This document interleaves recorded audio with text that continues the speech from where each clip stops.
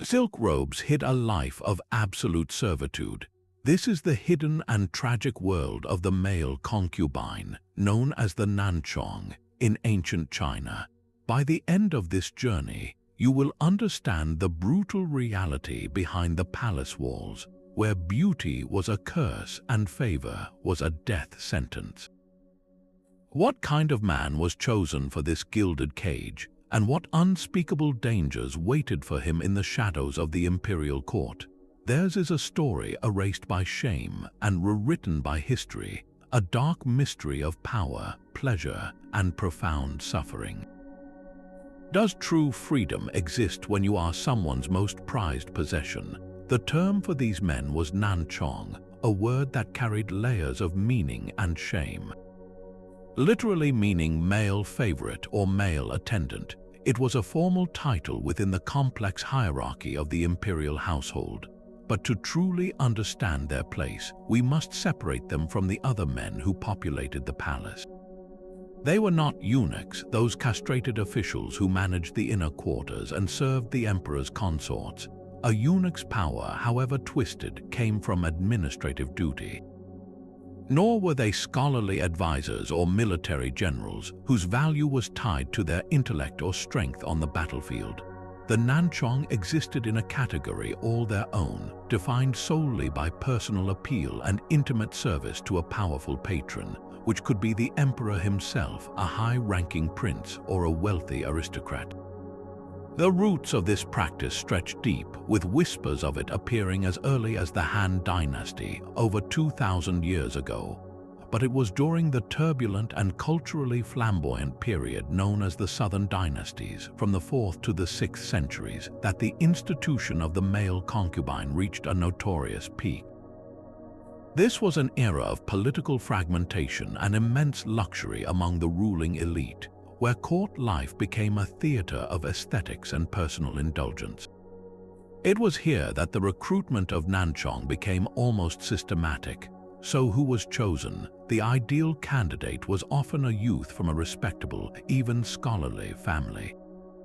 His entry into this life was not typically a story of abduction from the streets, but a more insidious transaction.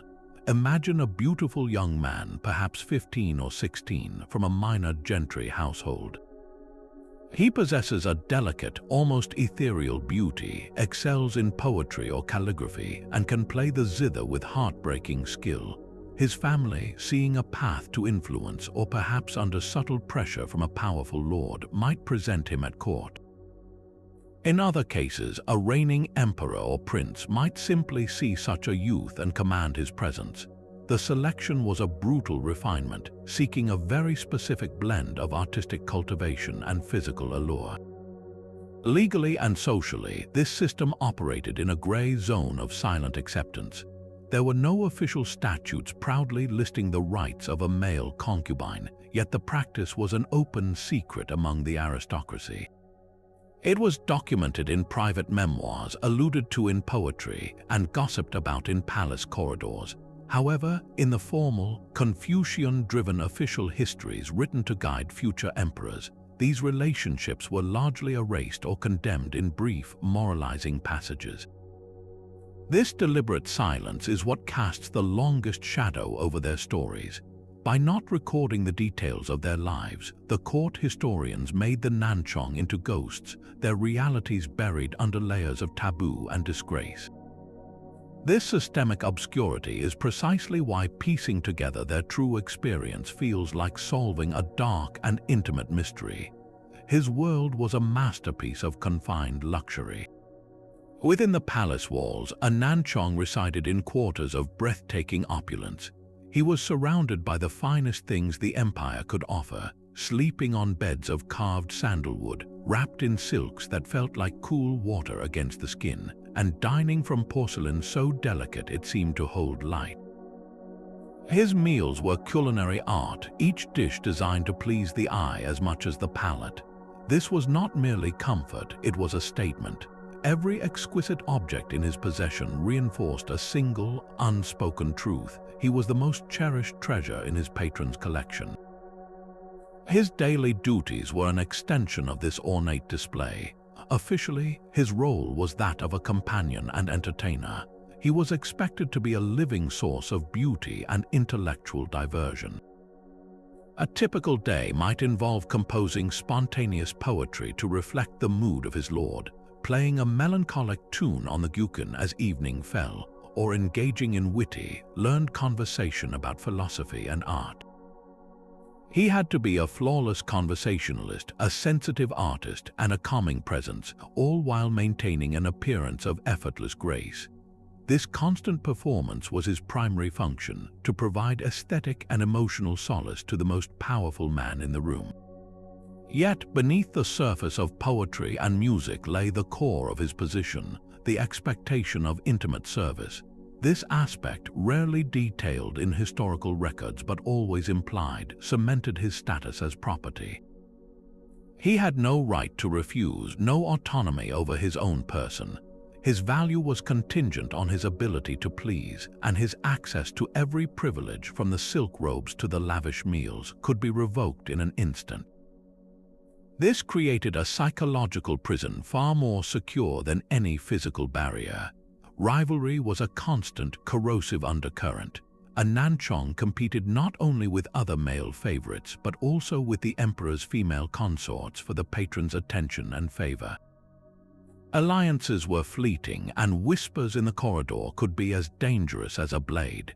The court histories offer only fleeting, judgmental glimpses into this pressurized world. The Book of Southern Kai notes with disapproval the extravagant gifts bestowed upon certain male favorites by emperors, gifts of estates and titles that sparked jealousy among the traditional nobility. Poets of the era, like those writing in the flowery palace style, often filled their verses with descriptions of beautiful, languid youths in garden settings, allusions that the contemporary audience would have understood immediately.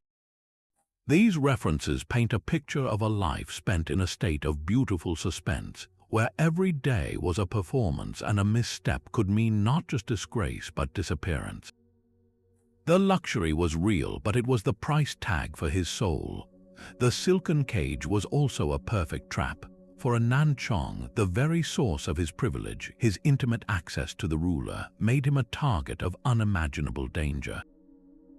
He existed at the volatile center of court politics, where a whispered accusation could be a death sentence. These men were not just companions, they were high-value pieces in a deadly game, and their beauty made them conspicuous pawns in endless power struggles. Rival factions, jealous ministers, or spurned consorts could all see a favored male concubine as a dangerous conduit of influence, someone who could sway the emperor's mind with a pillow-talk plea. To remove him, they would weave elaborate scandals. Accusations of corruption were common, claiming he used his position to amass illicit wealth for his family. More sinister charges involved witchcraft or treason, alleging he used dark magic to cloud the emperor's judgment or was conspiring with outside enemies. These were not simple rumors, they were political weapons designed to destroy. History provides a stark and famous example, the tragic story of Dong Xian during the Han Dynasty. Emperor Ai's affection for Dong Xian was legendary and all-consuming. The young favorite was showered with unprecedented honors, given a military command he did not deserve, and saw his relatives promoted to the highest offices in the land. For a time, the Dong family's power rivaled that of the empress's own clan, but this extreme favor created a mountain of resentment. When Emperor Ai died suddenly, the entire political landscape shifted overnight. The new regime and the old nobility who had seethed at Dong Xian's rise moved with brutal efficiency. Stripped of his protector, Dong Xian was immediately accused of corruption and abuse of power. He and his wife were forced to commit suicide, their lavish home was confiscated, and his family was purged from the court in a bloody reckoning.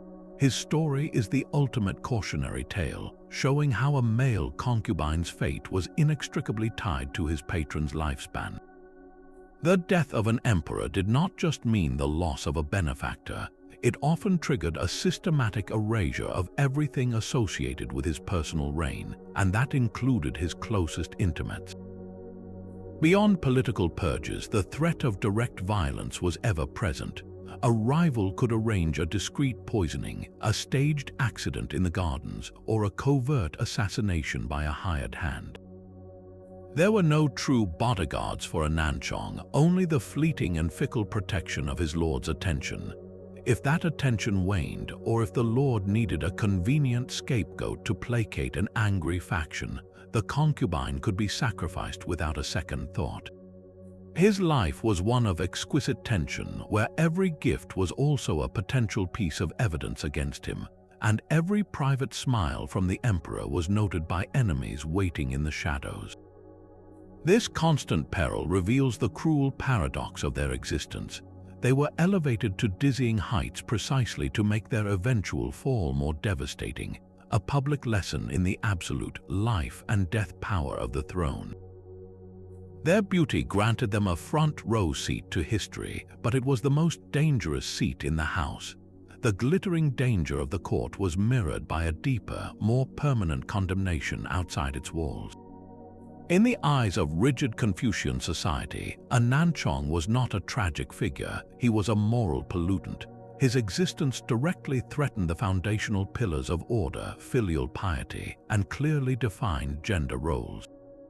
A man's purpose, according to this worldview, was to serve his family and state through scholarly achievement, bureaucratic service, or military valor.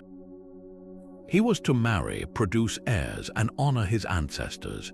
The male concubine fulfilled none of these duties.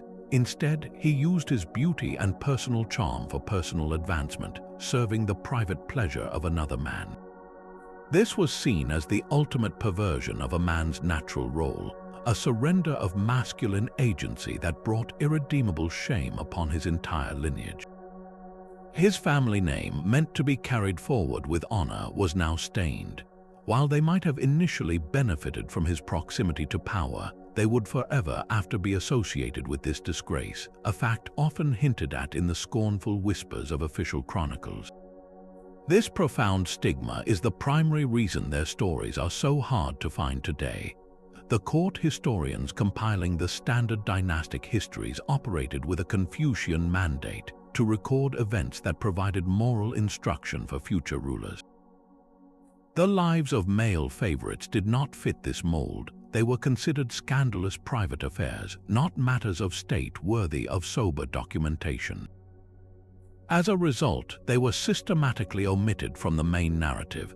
When they do appear, it is usually as brief, negative examples in the biographies of the emperors who favored them, cited as evidence of that ruler's moral failings and poor judgment. To find any real detail about their lives, historians must turn to the unofficial histories, the Yesi. These were collections of anecdotes, gossip, and unofficial records compiled by scholars or courtiers.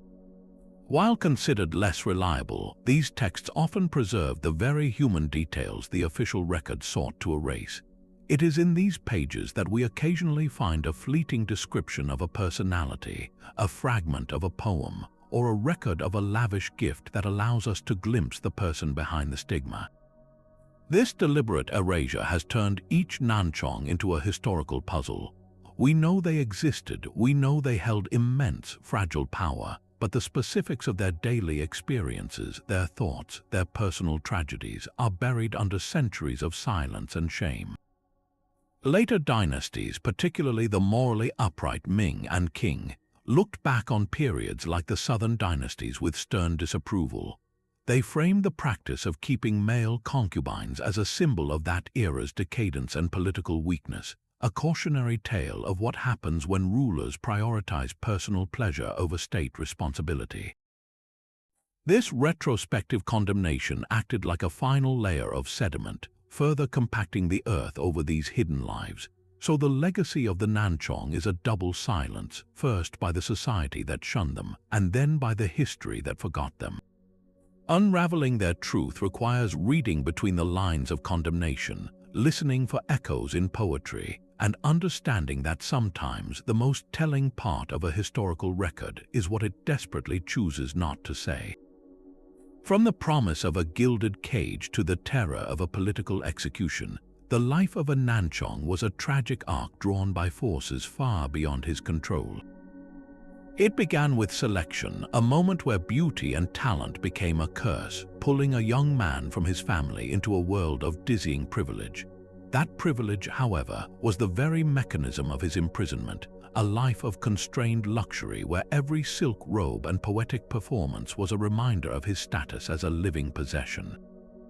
The final, inevitable stage was the downfall, where the intimate access that defined him made him a target, ending all too often in disgrace, exile, or a quiet, violent death in the palace shadows. This dark corner of history is more than a tale of ancient scandal. It is a stark lens on the human cost of absolute power, a system where one person's whim could elevate a life or end it without a trace. It also reveals a profound social hypocrisy, a society that indulged in these relationships within palace walls while condemning the very participants as moral failures in its official records. Their stories were buried twice, first by the shame of their contemporaries and then by the silence of historians. So we are left with a haunting question as this exploration ends. If the story of the male concubine was so deliberately erased, how many other silenced voices are waiting in the shadows of history, whose lives, whose struggles, whose truths have been omitted because they were inconvenient, shameful, or threatening to the powerful? I would love to hear your thoughts on these hidden narratives. Share your questions or reflections in the comments below. And if you want to join more deep dives into history's darkest and most forgotten mysteries, be sure to subscribe.